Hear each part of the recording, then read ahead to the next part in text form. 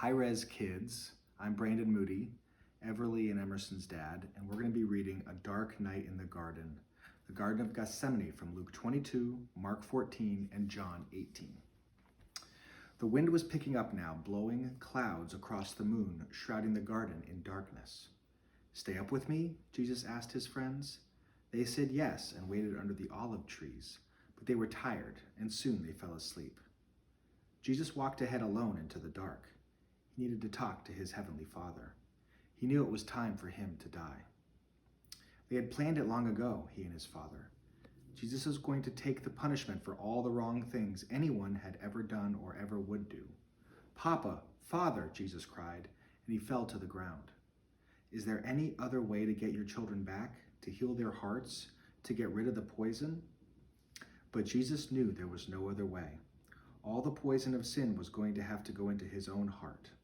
God was going to pour into Jesus' heart all the sadness and brokenness in other people's hearts. He was going to pour into Jesus' body all the sicknesses in people's bodies. God was going to have to blame his son for everything that had gone wrong. It would crush Jesus. And there's the disciples sleeping and Jesus praying.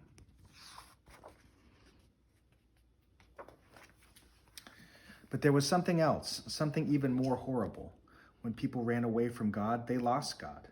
It was what happened when they ran away. Not being close to God was like a punishment. Jesus was going to take that punishment.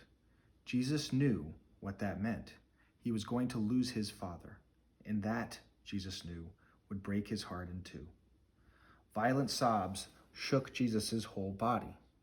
Then Jesus was quiet, like a lamb. "I trust you, Papa," he said. "Whatever you say, I will do."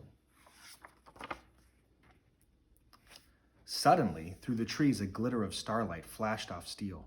Into the quiet garden came whispers, muffled voices, clanking metal, and the sound of boots marching. Jesus stood up. He woke his friends. "Now is the time," he said gently. "Everything that was written about me, what God has been telling his people all through the long years, it's all coming true."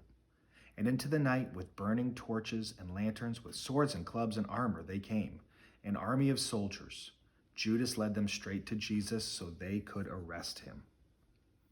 Jesus was waiting for them. Peter leaped up, took a sword, and tried to defend Jesus. He sliced off a guard's ear.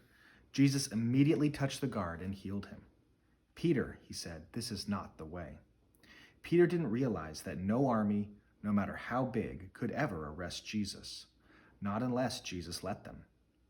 Then Jesus, who had never done anything except love people, was arrested as if he were a criminal. Jesus' friends were afraid, so they ran away and hid in the dark shadows. The guards marched Jesus off and took him to the leaders. The leaders put Jesus on trial. "Are you the Son of God?" they asked. "I am," Jesus said. "Who do you think you are to call yourself God? You must die for calling yourself the Son of God." Only the Romans were allowed to kill prisoners, so the leaders made a plan. "We'll tell the Romans this man wants to be our king, and they will crucify him." But it would be all right. It was God's plan. "It was for this reason that I was born into the world," Jesus said. That ends the chapter.